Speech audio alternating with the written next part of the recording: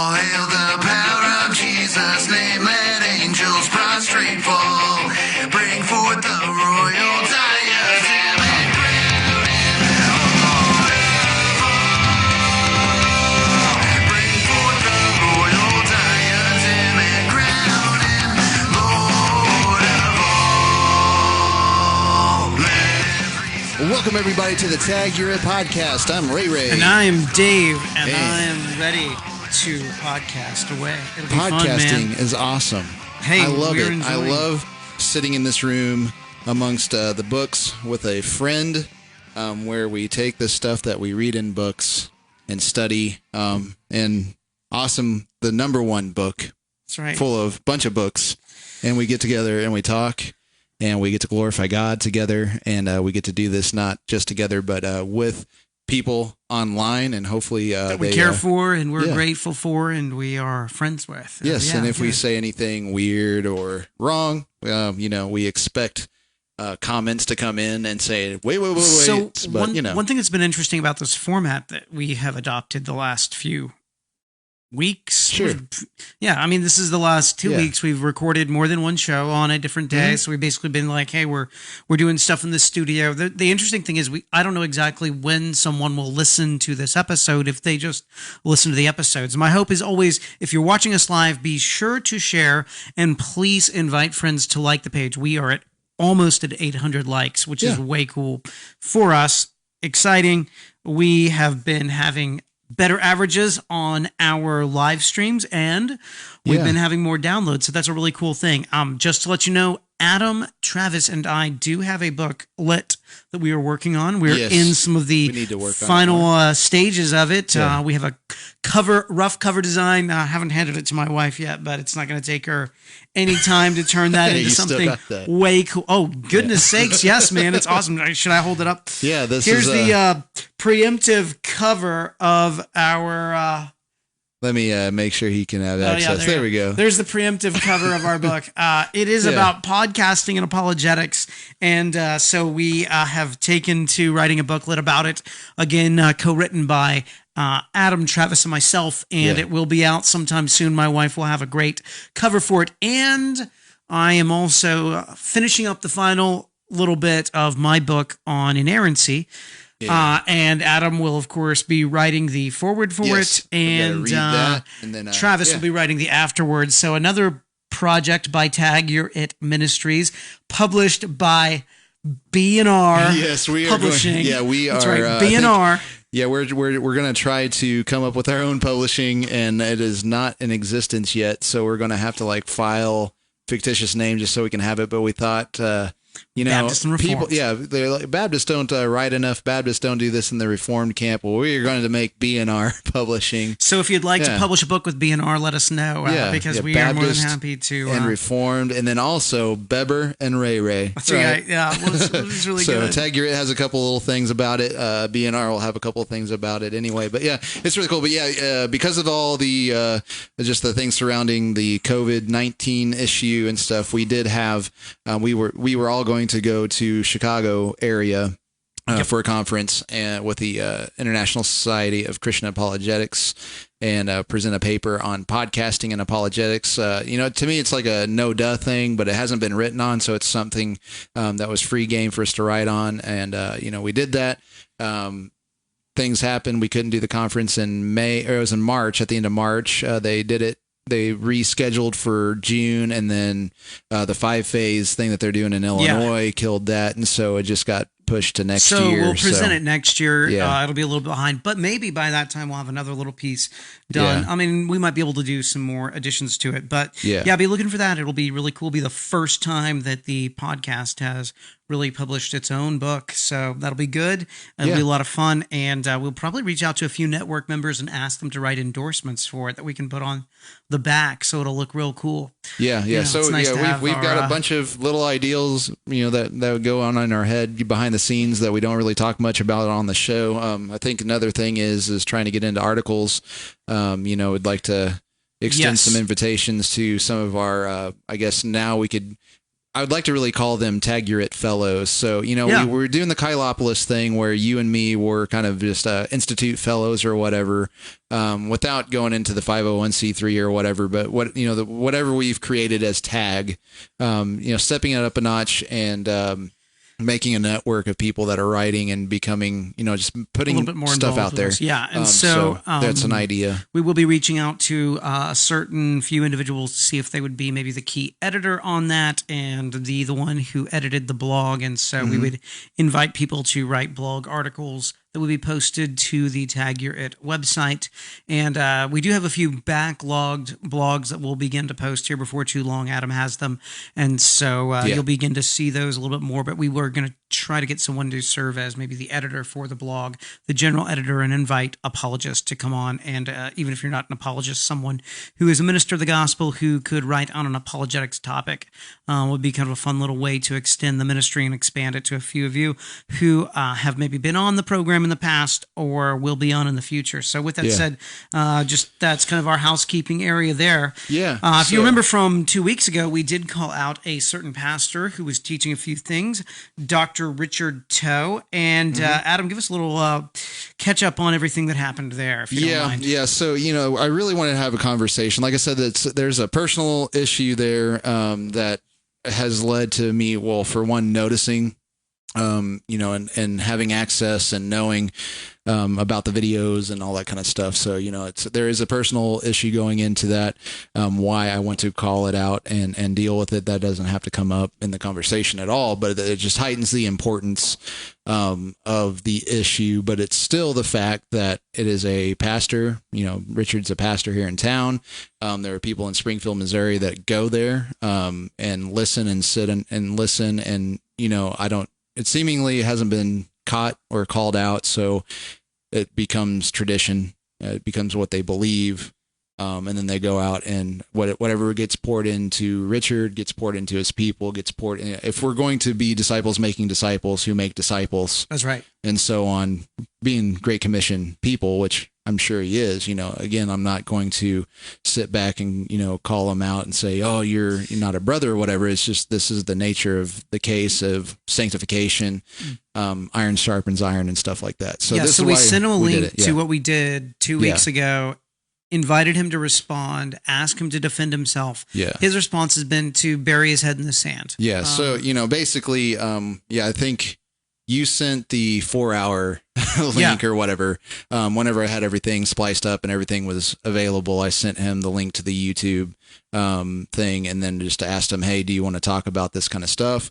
And just, I don't want to be gossipy or anything, but, it's one of those things that I find it very disheartening whenever, especially if he's a conflict management kind of guy, which is where his degree's in, he doesn't want to have a conversation about this because of maybe the ungentlemanliness and having, public conflict or whatever, I think is the issue. And I just said, I hope that you guys have seen how, and if you've seen how we're not gentlemanly in our discussion, point it out and let us know. But, I said, I think our work attest that we can have disagreements and stuff and yet remain gentlemanly and brotherly in some disagreements and stuff like that. But, the issue is I was like, hey, so do you want to have it to do it? And, he's not really responding to that. And then I just said, well, do you still, a little message, since we're not getting together here, do you still hold to the fact that you believe that everybody, and I'm talking about everybody across time, everybody, all meaning all here, is given a measure of faith to choose Jesus as their personal savior whenever that language, and I said in the language that you're using, you can only find in Scripture, which is in Romans 3, or Romans 4:3, and 4:7 in Ephesians, and it was Romans 12:3. So if I'm going to hear what he says, and I'm going to go to the Bible to find where that language is, if it's something literal, like literally in the Bible, worded that way, I can only find that, and that's not the faith that you choose Jesus, but it's actually the gifts that you're given to serve the body of Christ. And teaching that from a pulpit and giving somebody the impression of that whenever they're going to find out in the Bible that's not what that means at all, and that's the stuff that causes division if it's not dealt with. And so there's no response. So just want to tie up that loose end. There's possibly not going to be a conversation about it. So, but it's one of those things that it's still out there. Probably not going to, this probably isn't getting watched by Richard. So, there's no need in saying, no, I mean, hey, I can share it with him, but he probably blocked me. Yeah. So, and we've dealt with that before with, Terry, the evangelist, it's just like whenever we have disagreements, Christians are called to bear with one another. We're talking about the racism issue. Yeah, we had a great and stuff like that. If you didn't catch our program earlier, we had a really great guest, Carlos Smith, on. We talked about people who are picketing or protesting, however you want to call it, and of course people who are rioting and the correct biblical response to that. He's a pastor of the Journey Church in St. Louis. Really enjoyed the discussion. Obviously, issue we need to be paying attention to. Obviously, we fall on the same side as Pastor Smith. Great discussion. So I want to encourage you, if you didn't listen to that podcast or get the live stream, feel free to jump on. He did outstanding, really insightful thing, which kind of brings us to we're going to hit a few little brief housekeeping issues. I was turned on real recently to something called the 1619 Project. 1619? Yeah, 1619, not 1689. Okay. 1619 Project, which is a project by the New York Times Magazine. Essentially, it's a really interesting position. And this is a foundational issue that some of those who you see protesting are actually encapsulating. And it's this concept that the United States didn't really begin in 1776. It began in 1619 when 401 years ago, when a group of 20 slaves were brought into the United States. And essentially all of the fundamental documents that were written in the United States history, all of our foundational framework for this republic should be completely disregarded because those were racist slave-holding individuals that wrote those documents. It does not again, accept the idea that Abraham Lincoln was even someone who fought for the abolition of slavery. It does not even address things like Frederick Douglass, who was extremely, did I say Frederick Douglass? Not Frederick Douglass. No, gosh, now I can see his face, but I can't. Frederick Douglass. Yeah, the African-American orator. Okay. Yeah, who was extremely well-spoken on the reality that within the Constitution itself, it never uses the term slave. It talks about people, the plan of people like Washington, the plan of people like Thomas Jefferson was to abolish slavery. It was very clear. It's a revisionist history that you're going to see. We'll spend a little more time when we bring John Pabone on next week, dealing with that document, with that position, but it's certainly something worth checking out because it is an ideology that many who are walking these protest lines actually adhere to, and you can see the framework by which they are trying to create a revolution. So really important stuff. Wanted to make sure I touched on that. All right. What was that next little house? Oh, the Generation of Kings thing. Yeah. Generation of Kings is what I did last night. Oh, yes. That's where I went. Tell us a little bit about that. Yeah. No, so in the last episode, I kind of mentioned some stuff, but this is really cool. Something that happened here in Springfield in my neighborhood. So whenever I found out about it, like I saw the map and I'm like, wait a second, that's my little cut route. How we get to like neighborhood market shop and stuff like that. So it's on this like little strip by Kraft or whatever. It's a little tattoo shop that they had it at anyway. But it was a bunch of people. Like the whole point was to dress up, get in your suit, be a gentleman. We're going to have a conversation about this stuff going on, and it was a melting pot. So I think the initial idea was like, is dealing with maybe just like it's just like black guys just wanting to deal with their wounds. Yeah. In the aftermath of this. But then it was like, no, let's have, let's not put a color on it at all. Let's have a discussion and we'll say at the very beginning, the disclaimer, it could get raw and we're going to have thick skin tonight and talk and get it out. I didn't get too crazy. But you always got to put your expectations out there at the beginning. But it's a really awesome thing that my pastor Greg, I think there's this guy named Caleb. He goes to Hill City here in town, and I got some friends that go to that church. He kind of was like the spearhead idea of it.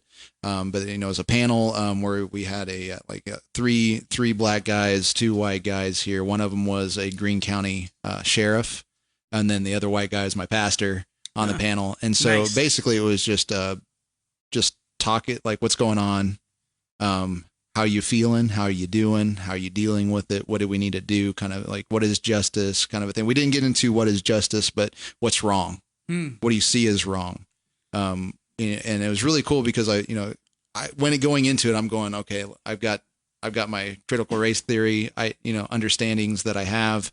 Okay. And so I'm going to it like, this could get really raw and really bad, but I'm going to be there. I want to see what my community is talking about. If it's an event, that's going on, I want to be a part of it. Now it's in my neighborhood too. So I might see these people like walking down around the street. because I'm, because I'm you here. got to get your mail. So, hey, cool. I get to meet some people too. And it was really awesome that our pastor is challenged. Like he was a part of this event. And he said, I want to see men from my church. So he charged the men of the church to be there. And there was like 6 of us. It was a really small building. So I'm glad that we didn't have like a whole church come in there, even though that had been awesome, but we did represent a church that cares, that wants to listen. And we did really good listening. And there was a couple of times where they were like, I think one of our other elders spoke up and was talking and it was a great time to listen. But that's, we need to find those things. Now, my sort of fear in this whole thing is the idea of sort of affirmative actioning our churches. Yeah. To where it's like, okay, well, we're too white. So we need to do something to change that. So we need to do it, and it becomes a mechanistic. We are trying to just get the minority numbers up in our church. Yeah. And so we're only going to be just as intentional just to make people happy. So you borrow from pragmatism. So that's kind of what my fear, if there's any fear in this issue, that's where it lies, is like, are we just going to just appease? Or, are we going to go? Are we going to be in our going and recognize where we haven't went? We don't just, now we're going. Well, I think that there's a reality within the church. Like First Baptist Buffalo is not going to be really ethnically diverse, right? Yeah. That's just the reality unless the cultural landscape changes. But what should the diversity look like within that church? Well, there's a lot of people of various demographics when it comes to finances. And so we should have both rich and poor, because why? That's what essentially our community looks like. And so I think one of the things that we have happen is within SBC life is we'll transport a hip church planter into a very minority, racial minority area, and then basically he has a bunch of white folks coming, and we're essentially not actually trying to reach that community and look like that community. And I do think that needs to be an intentional effort. Like, hey, this group here, they don't have a church there. There's not a Christian church there. And so I think that it's an interesting, it is a difficult time to know where to plant churches and how to plant churches and who to plant churches with, because we can see as a denomination, like the majority of our churches are in South rural areas, right? And so, and big cities, and those big cities are generally a majority of white churches. Well, gosh, that does not look like the cultural landscape. We want to look at the demographical landscape when it comes to race, and we want to have the church look like that. And I don't think there's anything wrong with that. Yeah. But again, we can't force all those different races to come. Yeah, so that's a really a different, an interesting piece. And then that means, there's a line to walk. You don't, you need to repent of, where you have noticed yourself avoiding. Yeah. So if you have avoided, repent. And that's right. Because like in your going, you have done it, but it's like also if you are already going and they're just like the ethnic thing is not coming, they're it might not be your fault. And I think, this sort of ideas can turn into programs that end up shaming things. Oh yeah. Well, and I think one of the things, so we need to make sure we don't get to that pragmatic issue of, okay, well, if I'm not seeing racial diversity in my church, then, like you ask yourselves, is there a problem? Is there a reason? Whenever you make these programs, though, they start going like, you do have a problem. Yeah. And then they might put this false shame on you whenever, and then it puts people into a tizzy going like, oh, but, racism's there. There are racists out there. There are racists in our church and stuff like that. But, it's still might not be the problem. The problem might be you're in Buffalo, Missouri, and you have maybe 0.1% minorities. Yeah. Now, is there a city issue? Maybe. It's not the church issue. It might be the city. Yeah, agreed. There's so many variables. But if there's any fear in that, but then again, if you haven't if you notice yourself avoiding, like it's one of those things. Oh, so now, because I see it like, so now we're going to go to black businesses. Yeah. But I mean, if you've avoided it, but it's one of those things like, don't force the issue either.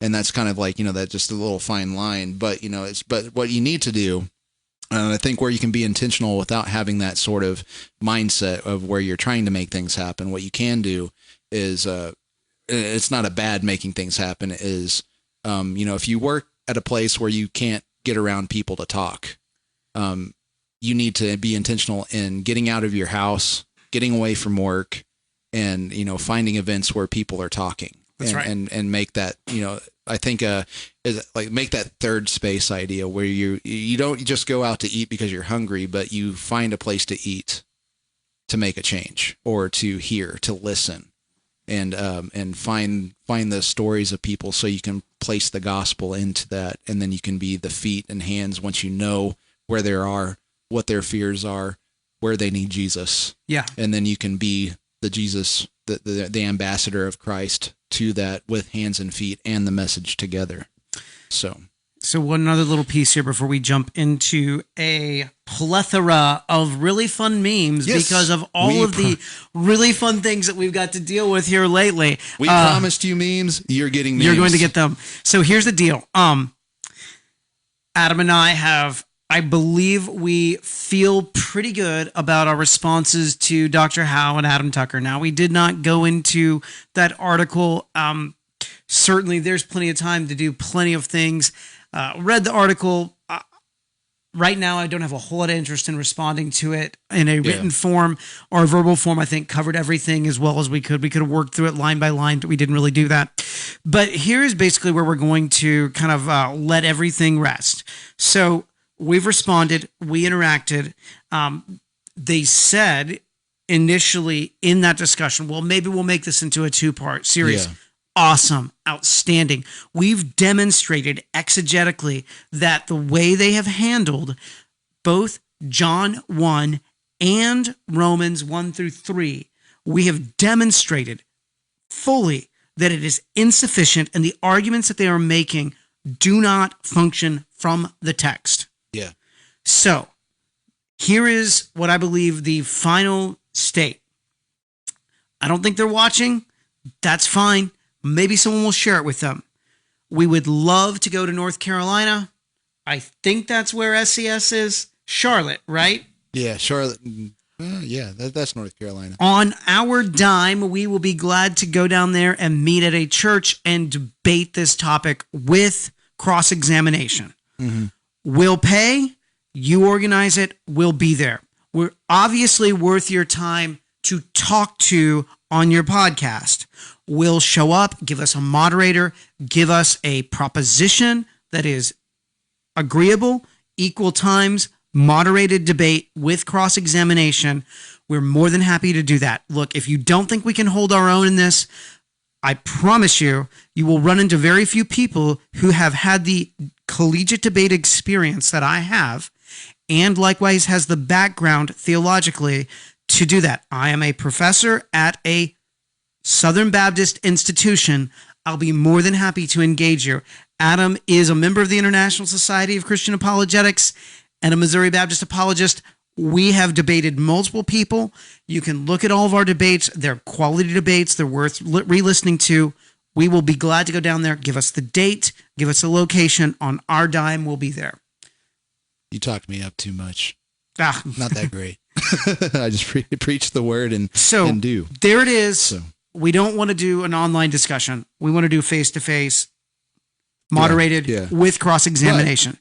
But, but if you want to wiggle out of that, we would at least take, I would at least take a part 2 over technology with a moderator with cross-examination. Yes, agreed. So, if it's not the physical location, we still needed to do the same thing over video. I just think it's a good way to deal with it. But you said part 2, you said that we're straw manning you. You've given us nothing to go on with that. You're just you're saying things. Okay, let us know. And that's a good basis of getting back together and having a talk. So I think we demonstrated sufficiently that we can hold our own in that discussion. No problem.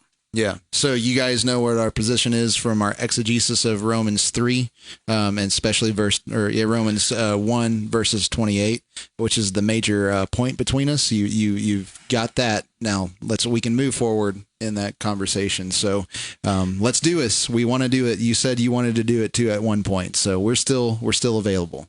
And by the way, if you're wondering what's on my arm, you can continue to pray for me. I still have a little bit of an infection in my foot. I am on a PICC line for another 2 weeks. Then I'll get this pulled out of my arm and no more antibiotics. So if you're just wondering, I hope it's not being distracting. I had wore sleeves before that. So you just got a really awesome new tattoo. That's all that is. Got a scar where my tattoo is, actually. Like cut right into it. They didn't care. You've got character, dude. You've got patina. Well, I just wanted to use a big word. So anyway, but so we promised you memes. We couldn't get to them last time. We were really chomping at the bit for memes. We're not gonna. We don't have the same memes as we did last time, but we got more memes. So better memes because things happen. Things history writes itself and things happen, and so we got some because of things. We've got some memes to go through, so we'll get there. And I think I just had a thought and now it's gone anyway. But it is time for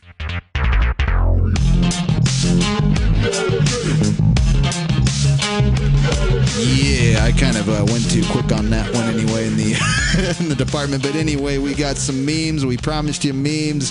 Here you go. Oh man. So COVID still is a thing. COVID-19. Yeah, it didn't just disappear. Things that, there are there are still lockdowns. There are still phases going through. So it's still a thing, even though it seems like in the mainstream land, people forgot about it.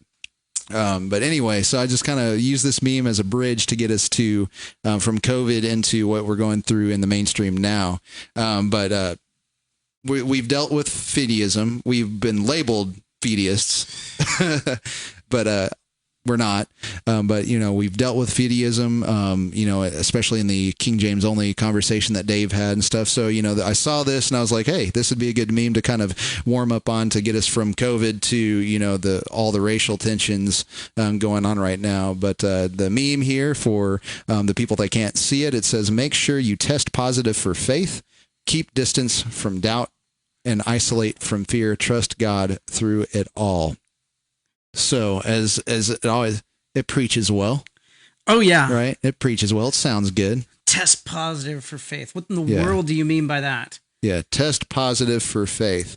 I'm going to say test positive for fideism. So just have faith. Just make sure you have faith. You don't need anything but the faith. Yeah. So make sure that everybody sees you for your faith. Have faith. Show it. And then why should I demonstrate? To the key piece. Yeah, but here's the problem with this meme that I saw is keep distance from doubt. So this is where the fideism comes in. Don't doubt. Don't be close to anything that is going to be hard for you to answer. You just run from it. And that is what gets a lot of evangelicals in a whole lot of trouble. And that's what causes a lot of college kids to leave their faith because someone pushes them on something. And so rather than actually address it because they don't know how, because no one's ever demonstrated it to them, they run, they leave. That's right. They distance themselves from doubt. Therefore, they distance themselves from faith. This kind of ideology and this type of preaching does nothing but destroys people's faith. There is no more positive faith because you have a hard question and you run from it. That's the exact opposite of what we're supposed to do. We have in Christ, we have all the treasures of wisdom and knowledge, and therefore we don't need to distance ourselves from doubt. It's so funny. One thing that I would always do before I got into apologetics is I would say, well, I don't want to listen to that atheist because they're going to have all the good arguments, so I'm just going to run from that, not deal with it. I'm going to stick my head in the sand.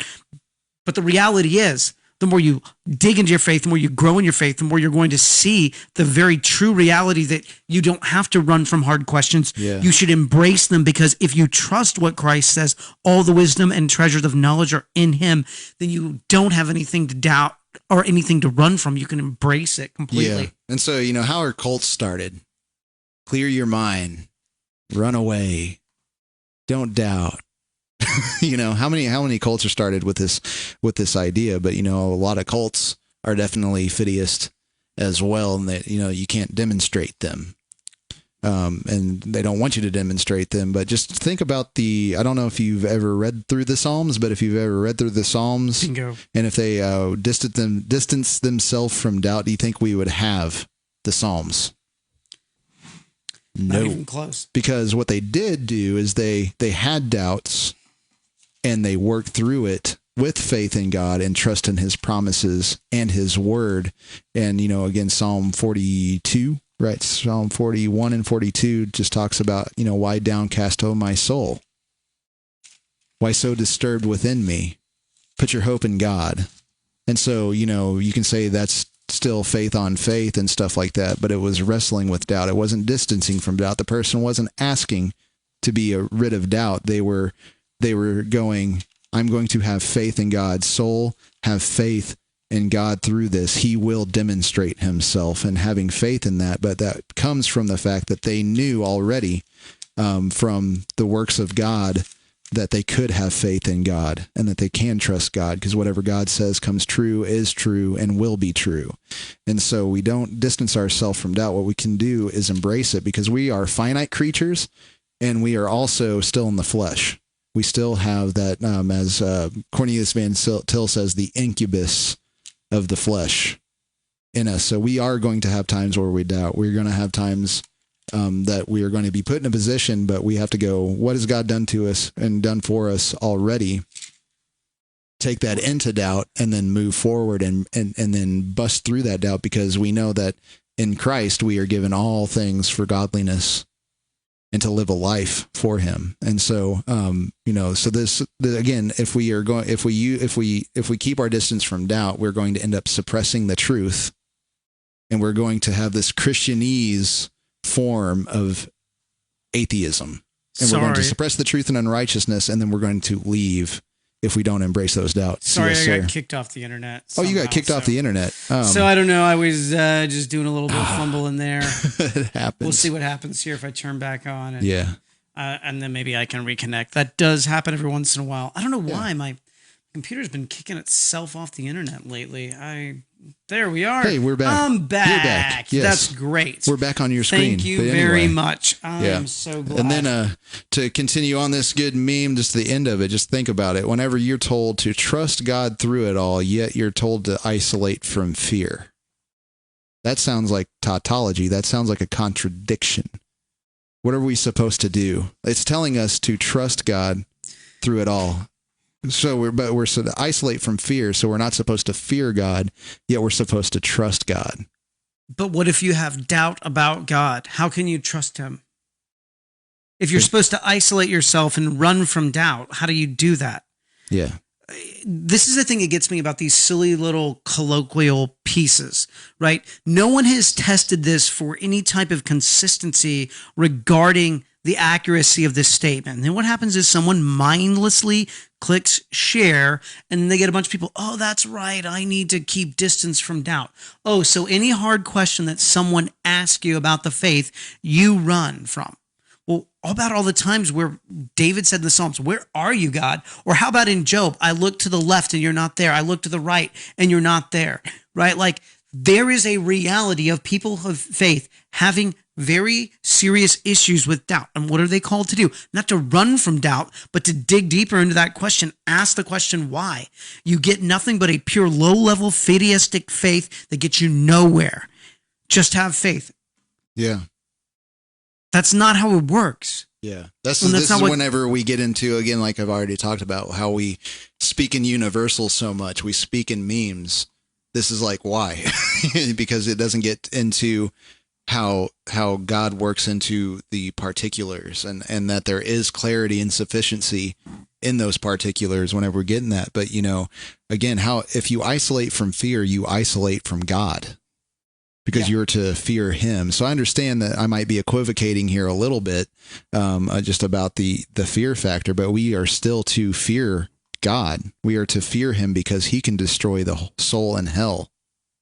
And so we have to have the fear of God, and so we can't isolate from fear. And since this meme doesn't make clear what the fear is, it's preying on, hopefully you have a definition of it, and the definition might be the same as the person who made the meme, even though the meme may have not been made with the most meaningful and carefulness anyway. But, whenever you see stuff like this, again, this is like preach well type ideas. It might work in Joel Osteen's church, but don't be Joel Osteen and just and have memes as your message like this without carefully thought out things. So think before you make memes. Think and think before you share memes. And this is the kind of stuff that needs to go away, because this will lead to pure fideism. Oh, go for it. Habakkuk 2. Habakkuk. Why am I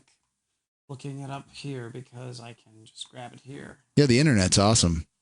The internet is faster than a lot of people's thumbs and fingers, even though you use your thumbs and fingers. Habakkuk 2. I'll read it from the KJV. How about that? Habakkuk 2. Get it wrong. Searching. Well, there you go. I don't know why I'm struggling with it. Maybe it's 3. Search the scriptures, Dave. Search the scriptures. Yeah, I'm not going to worry about it. Sorry about that. But anyway, yeah. There was just I can't remember. That's going to bug him the rest of the evening. It's going to bug me, but I'm going to let it go. Let it go. There you go. It's done. Yes. We have destroyed this meme anyway. So if you shared it, there is forgiveness. It's okay. We're not trying to be mean or anything like that, but we just wanted to definitely show something like this needs to be thought about. And then, it's cute. It deals with the whole testing positive during COVID-19. It does talk about distancing and isolation, which were things, but don't just do things because they're cute. That's right. Do things if they're cute and they're true. Make sure they're true first. And if they're cute, then that's awesome. That's a secondary plus that you get from there. So let's move on now that we are not talking about COVID a whole lot, but let's get into the most recent things here. We've got this.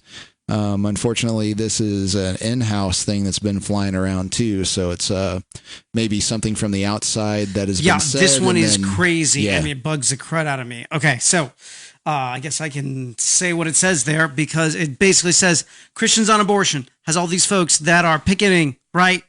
Oh, look at all this things that Christians are doing about abortion. And then it says Christians on racism. And if you zoom in on it, it says preach the gospel.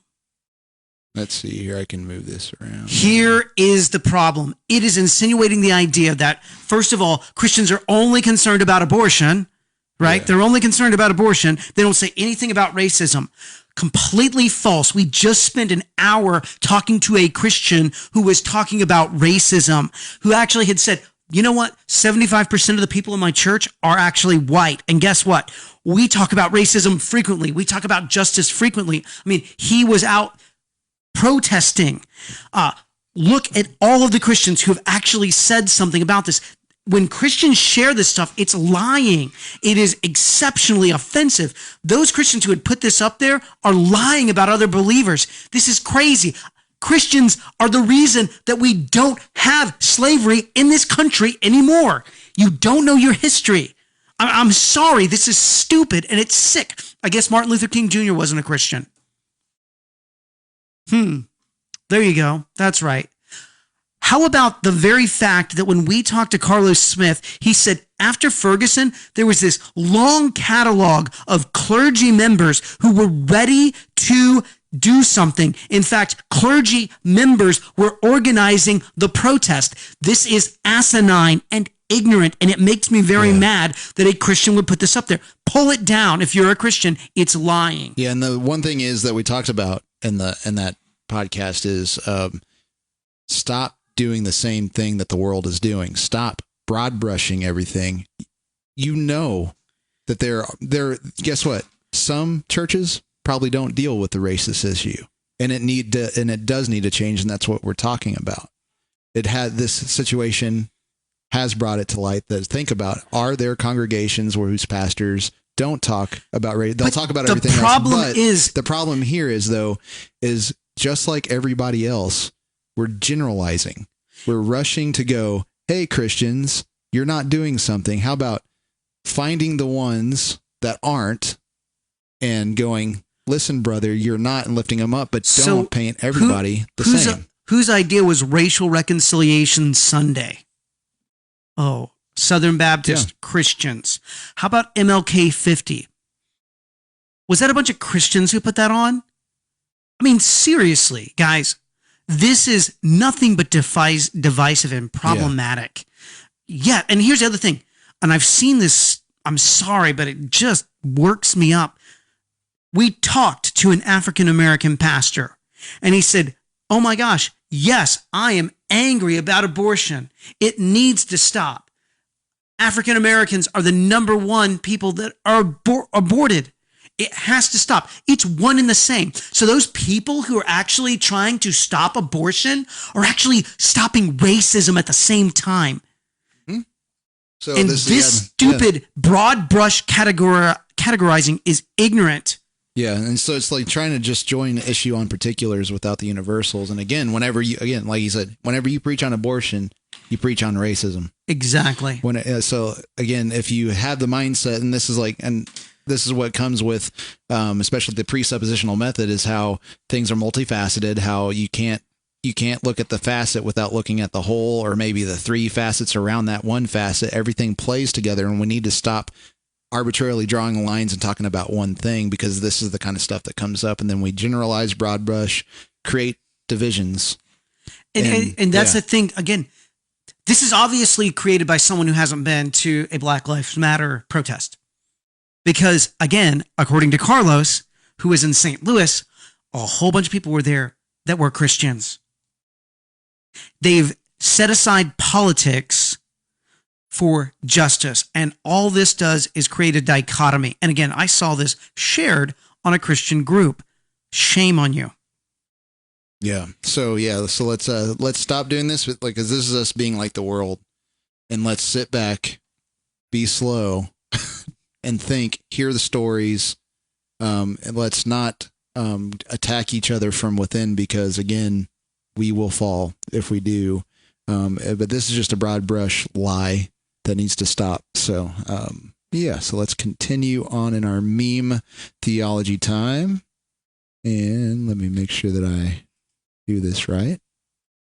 All right. So the other big trend, especially it would be viewed from the outside as a in-house debate, but this is not an in-house debate. This is definitely the carnal versus the sacred, anyway, on how we actually interpret scripture. But this came up on my timeline as well, and I had conversation about it anyway. But the whole Jesus flipping tables, dude, this issue just drove me wild. Okay, so after everybody started lighting fire to businesses and all that kind of stuff, exactly there's a lot of right. people, and I'm going to say, I don't want you have to bring politics into it, because there is the whole idea of identity politics. And it's playing out, and this is the kind of stuff that happens whenever it plays out. And so from more the liberal side of the issue, all kinds of, because you've got to try to claim Jesus for something to get Christians to do something, right? And so they take Jesus and they go, hey, he flips tables, so I guess I can flip tables too. And it's like, no. Drove me wild It when I takes- saw it, takes especially a lot more work. especially because I saw this as I was preparing to preach from John chapter 2, verses 12 to 22, where Jesus cleanses the temple for the first time. All you're doing is eisegeting text in an incredibly terrible way. You completely remove the story from its backgrounds. You completely remove the meaning. The whole reason that Jesus flipped over tables was because he was saying, I am God. I am here with you. You are all wrong in this system that you have created. In fact, you missed the whole thing if you missed the last part when he basically says, and I'm kind of paraphrasing, destroy this temple and I'll build it up in 3 days. Jesus was saying the more holy thing is right here. And I just corrected you and you missed it. He was not saying riot, loot, and destroy things. No. He was God and could correct and did correct, and then also pointed to the reality that God incarnate, God with us, Emmanuel, was there. Yeah. And so this kind of stuff does nothing but demonstrate a low-level pop Christianity that is offensive to the gospel. Yeah. Because you took a story that was about Jesus and you made it about you. Yeah, but unfortunately, this comes from a worldview, or at least a view of Scripture, that says Jesus actually broke the law for love, kind of a thing. That'd be a Furtick sound bite. And then they also, and they also say that Jesus it's like they say that Jesus rewrote the Old Testament laws in a way, even though no, they got it wrong, and Jesus was going back. He wasn't progressing something forward and changing it evolutionarily. He was going, no, you guys messed it up.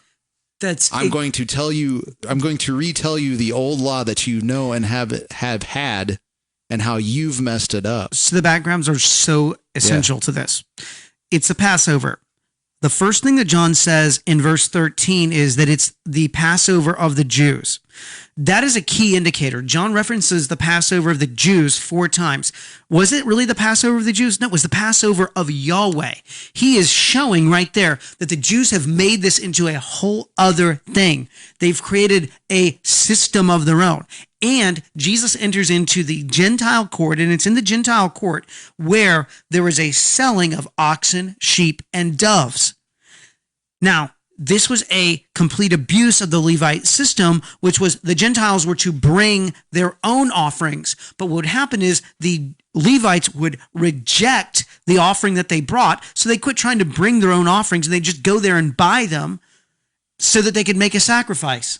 Mm-hmm. So, and I love how one commentator puts it, the sound of joyful singing and praise in the outer court of the temple was replaced by the sound of animals calling. The smell of incense was replaced by the smell of animal feces. And the spirit of the Lord was replaced by the spirit of greed.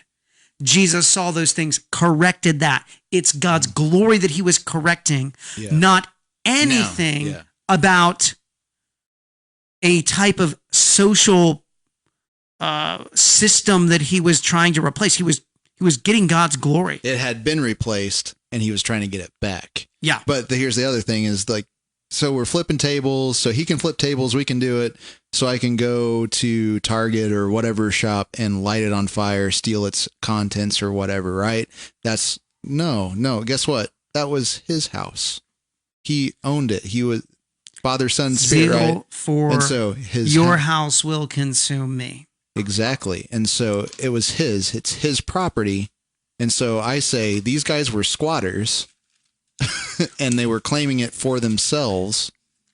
And Jesus was kicking it out from his own house, so that you can't even use that to go, I can burn places and steal their contents and protest. No, Jesus wasn't protesting the same way. Or if you go to the very serious prophecy about this in Malachi chapter 3, where the prophet Malachi actually predicts this is going to happen. He says, behold, I sent my messenger, and he will prepare the way before me, and the Lord whom you seek will suddenly come into his temple, and the messenger of the covenant in whom you delight, behold, he is coming, says the Lord of hosts.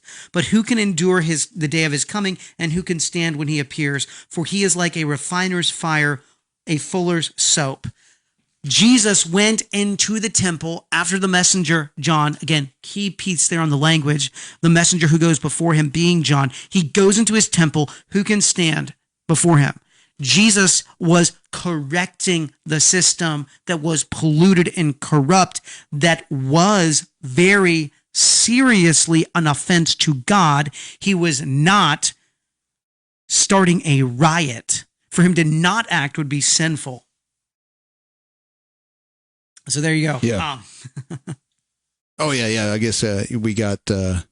I was just trying to comment there on that. Oh, yeah, no problem. So, but yeah, and then there's another meme that we saw that's like Jesus flipped the tables only once in 33 years. My instincts tell me to flip them every day. And so it's just like, okay, yeah, so it's really weird what it's saying there, but it's like the whole my instincts, I'm like, that's the issue. And that was the issue of the people that Jesus flipped the tables.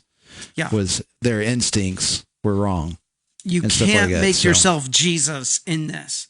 Just because Jesus did this, Jesus is God incarnate, Emmanuel, God with us. He has the right to correct people in their falsehood and actually in the oppression of the Gentiles that was going on. That is a different type of oppression that is occurring. Is the oppression that occurs due to racism wrong? Yes. But does it give a human being the right to destroy target? No. Notice also, and this is a key piece, Jesus doesn't actually physically hurt anybody, by the way. He flips over the tables of the money changers. And just to let you know, they flip them right back up and over. Yeah. Right? He has to do it twice. Once at the beginning of his ministry, once at the end of his ministry. They missed out on who he was. Yeah. And I just, for the online audience here, I'm thinking it's verdict that said Jesus broke the law for love. I could be wrong about that. If I'm wrong, it's not verdict, but it is. I know it's a very influential preacher that has been out there, that has been said by somebody from a pulpit. So, yeah. But yeah, I haven't listened to a lot of Furek. I've just seen him in the elephant room. So that's all I wanted to. I just want to clarify that anyway. So yeah, but it's one of those things we need. Again, this is what we would call a pulpit crime. We're gonna have time for one more. Are we gonna have time for one more? We can. I don't know, what time is it. I think we probably are going to need to cut off and get ready for the next show. We gave you memes, and we went really, really long on that, but we'll continue to find. I did not even know how quickly that was going. Yeah, we'll find the most quality, non-quality memes and deal with them. But it's one of those things. We're not just out here to attack. It's just stuff that I see, stuff David sees, that are going around news feeds, and we just want to correct. And because we need to think before we meme, and we're trying to create a culture of, if we're going to meme these kind of things, let's meme in truth. Let's meme in spirit and in truth, and do it all to the glory of God on His terms. So, anyway, with that said, this is the Tag Your Podcast. I'm Ray Ray, and I'm Dave. Soli Deo.